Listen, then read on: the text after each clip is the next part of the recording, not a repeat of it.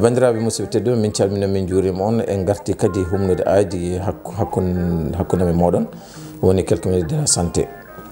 ñanden en kaalino hol couple holko haɗata ɗum jibinde, en kaali banggue debbo o holko haɗata ɗum jibinde so tawi jibinani ko naggam haɗa ɗum jibinde. Joni noon so ɗo ko foti haɗde ɗum jibinde ko foof so tawi ala e muɗum kono jibinani yo yimɓe gandu koye gorko he woni. mi haali ñande mbimi maniyu gorko ne bona. joni noon kaala tan holko bonnata maniyu. ene woodi rafiji ko kañum bonnata maniyu ko wayno kolopati ene wawi jaggude neɗɗo ha bonna maniyu muɗum. kono so tawi maniyu ko temedere hen 95 ha 97 bonnata ɗum kadi ko siti woni enen fulɓe enen mbiya ɗum rewam. ɗum kadi ene bonna maniyu. jabet kadi jabet mo ganduɗa ene wiya type 2 o kadi ene bonna ɗum kadi a faami de. kadi ene woodi kadi rafi goɗɗo biyeteɗo varicocèle kadi ene bonna ɗum. ɗo joni noon so boni holno safrorte ha mani yo ha moƴƴa ko traitement o wonata. hay goto so tawi hande a ƴeewi tubakoɓe aɓe pewni leɗɗe ɗe ganduɗa hoorema ene mbawi tekkinde maniyu, ene mbawi wadde feere ha maniyu moƴƴa. kono noon ɓe donki yo ɗum marsu. holko haɗa ɗum marsude?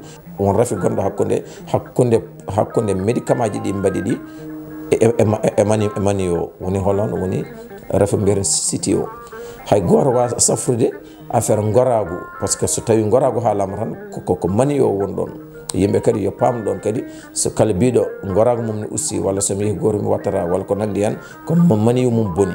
so maniyu boni rakkolaji ɗi ganduɗa hoorema to awro gonɗo to maniyu o rewata ɗo ala kattan jaggude maniyu o ha ɓooya.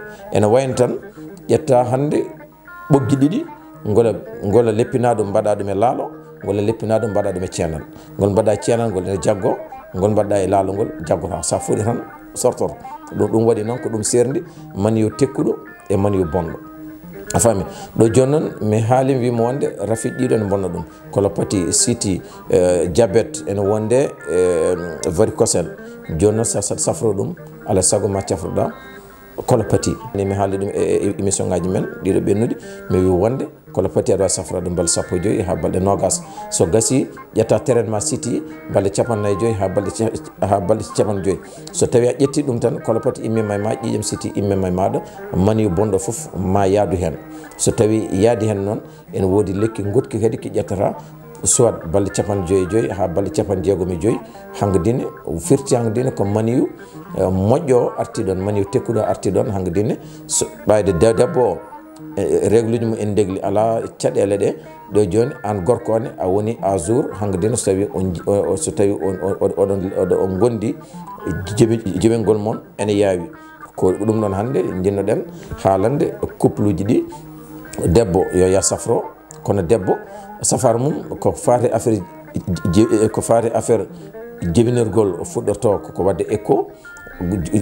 gorko ne oto hertu par ce que hande enen worɓe en jogui caɗele ɗe gandanɗa hoorema. so debbo jibinani tan wiyete koye debbo woni. mais enenne mbaɗen feere eɗen jaaha e hôpital uji he hitande foof hay soko laal gotol no dongnirta oto ma jaaha mbaɗa ɗum visite technique. yo jarane annene an hoorema haɗa ma nawde oto ma nawa hoorema. ɗum noon to neɗɗo yahata waɗa visite technique hoore mum ɗo wona docteur Seydou, wona ceerno kaari, wona bilejo kaari, ko médecine moderne. kamɓe jogui radio ji, kamɓe jogui scanner uji, kamɓe jogui test uji, kamɓe jogui foof ko kamɓe gandata hol rafi gonduɗa. so tawi anda rafi mo gonduɗa a yeehi mo ganduɗa hoorema ko médecine traditionnel ko comme no am a wi a min de cikkumi gondumi koye naggam ko taw wondani naggam ko gueɗe goɗɗo gonduɗa. a faami. ɗum tagui kalami koye ayaw mi meeɗani bismade neɗɗo ha parmi safre ɗum ko taw mi anda holko wondi o. andintami noon ko wondi ko médecine moderne.